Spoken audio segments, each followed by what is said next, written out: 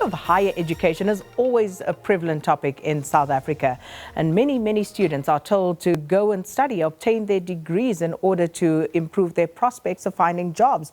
Now, my next guest is a PhD candidate who says that students at the Tshwane University of Technology have birthed a heated conversation around the exclusion of students from historically black institutions of higher learning in political deployments and appointments.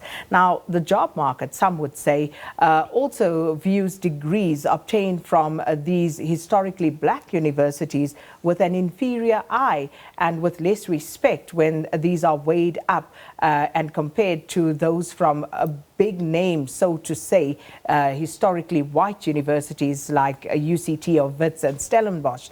Now, Kgabo Morifi is a 28-year-old PhD candidate at the Tshwane University of Technology and research associate at that institution as well. He's at the Soshanguve campus and joins me now for this particular conversation. I must just indicate we did invite the CEO of Universities South Africa, Professor Ahmed Bawa, who was unable to join us for this discussion this morning. All the same, we continue. Thanks so much for coming through this morning, Kgabo. Thank you, Sakina, and good morning to the viewers at home. So this is by no means a new discussion. Let's just start there. But perhaps a step before that, tell us about Kgabo and, you know, who you are and how you come to this conversation. I'm, as you have said, that I'm a PhD candidate at Tshwane University of Technology, Soshanguve campus. That's where I studied. I started my qualifications in IT and moved towards public administration until I obtained my master's degree there at the same university. I'm currently a PhD candidate in public affairs from the same university. And outside that, I'm also involved in politics, and I'm also involved in, you know, the South African Association of Public Administration and Management, which is about, you know, ensuring, you know, that we optimize, you know, the functioning of the state and all that. I mean, all those that are related to some of those issues. And I'm also with the Public Service Commission there. I'm responsible for the promotion of professional ethics there. So where this thing started is that recently we have come, you know, out of elections, and as a result, there have been deployments to political offices. So a discussion has ensued that students from historically black institutions, such as your TUT Soshanguve, University of Venda, and many other institutions that are historically, you know, black, are being sidelined. And this started at Tshwane University of Technology, where there was a strong need for a discussion that even leading up to Parliament itself, the NC, you know, deployed young people from your Ivy League institutions, and, you know, at the expense of those that are from, you know, historically disadvantaged institutions. So I think that is where I penned an article that appeared in the Star to say, I think the issue should not be centered around TUT must rise as an institution, as the students at TUT are saying that, I mean, they're feeling excluded. But I'm thinking that it should be centered around, you know, deconstructing a system that has been built for many years on separate development. So the further you are from the urban space, the more you are not going to be involved in the mainstream economy. So I think that it is about, it should be about, you know, looking at this system. How do we better, you know, improve? How do we ensure that the infrastructure in historically black institutions, you know, is developed to a point where, you know, students who come from those institutions are able to, you know, perform better than, to comparatively speaking, compare the same, compete at the same level with those in your big institutions, as you have put it. As we said at the onset, this is by no means a new discussion. The whole question of institutional privilege has been, you know, bubbling under for a very long time. But as things stand right now, people will say, where's the evidence to back up this assertion that you make? You know, how do you go about proving that institutional privilege is real and it is something that is practiced not only in politics, but also in the corporate world? Yeah, absolutely. You know, when we started this discussion, I penned an article, it circulated amongst people. And, you know, one of the funniest things I've heard was that I don't deserve to be at TUT. I should be at Wits. a friend of mine said, no, no, no. The manner in which you articulate in this position, you don't deserve to be a TUT. So there is this mentality that those black institutions can produce, excellence, and people from those institutions cannot compete with those of Rhodes universities. I mean, I struggle a lot. I mean, every time I have to introduce myself and I say that I'm from TUT, a lot of people are saying, no, but you don't sound like a person that comes from TUT.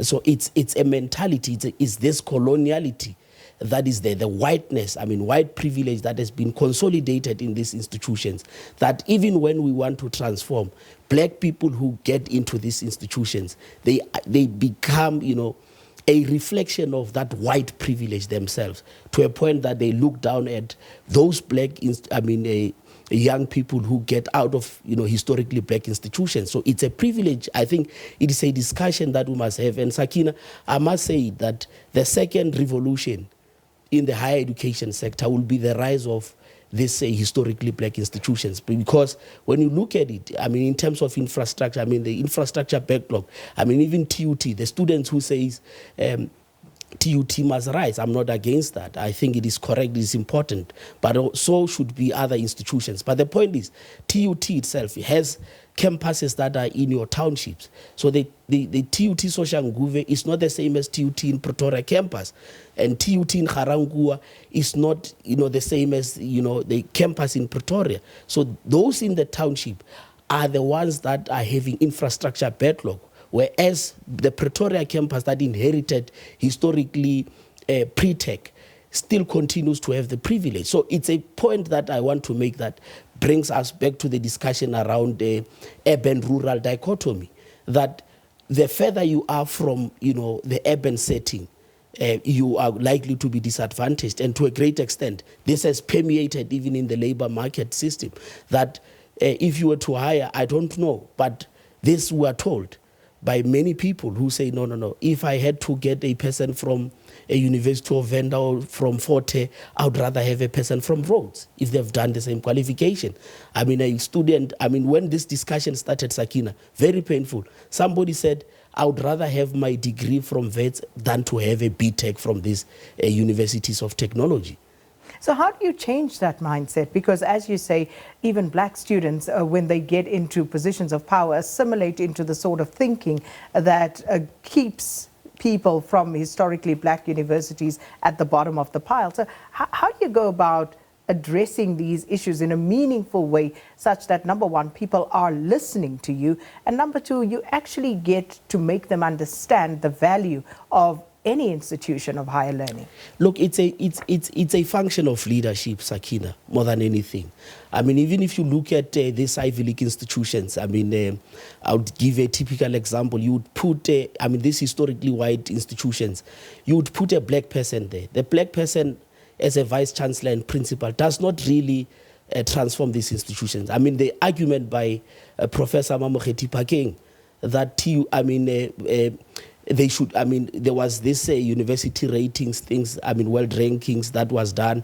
And, what they were saying is that they are suffering. There would be a decline, of course, but they are suffering because they are not funded adequately. And one of the things was that the argument that she was posing was that don't fund these historically black institutions. I think she might have not said it as I'm putting it, but this is how I understood it, that you have to fund historically white institutions because they are research intense, which is something that is absolutely problematic. You are saying that these institutions must not transform. Those that must transform are those that have already been empowered by the apartheid regime and coloniality in South Africa. So, which is a problem. I think it is an issue of leadership. Even the ministers, I'm challenging them that when they take out activities, they don't really look at these historically black institutions. And I think if the leadership was, there was a will from the leadership to say what we have to take a deliberate stance to empower these institutions, I think we're going to, improve the, higher education in our country. But part of the problem as we end this discussion is, of course, that people need to be willing and able to accept the privilege that accrues to them. Do you find that people are able to do that? Look, You know, this in the working environment, that's where you see it. I mean, Sakina, it's not nice. I mean, the privilege, as you know, it's flaunted in, you know, the working. I mean, in the workplace, is not nice, and I think it is something that we've got to engage about. I mean, this privilege, I can't want to argue differently. I think I also, at some point, have benefited from, you know, privilege, and the extent to which I may articulate myself empowers me far better than a person that might have not been exposed to, you know, the material that I would have had. So it is a challenge that we've got to really grapple with, deal with these issues. I mean, have a discussion that is more constructive. But like I'm saying, the wave of the rise movement is coming, Sakina. There's nothing we can do until, I mean, and it means that we've got to, you know, deconstruct this system in order for us to address the imbalances of the past. Well, no doubt the beginning of a much broader discussion here about institutional privilege and how students who go to historically white institutions seem to basically garner more privilege and also are more adept at finding jobs beyond their education at institutions of higher learning, simply because they went to those institutions. And the opposite is true for those from historically black institutions. We'll carry on with this discussion at some other time. But thank you to Kgabo Morifi, 28-year-old PhD candidate and research associate at the Tshwane University of Technology's Soshanguve campus, speaking to us about how these historically black universities are discriminated against in the workplace and in government when it comes to opportunities compared to big-name, previously white university students.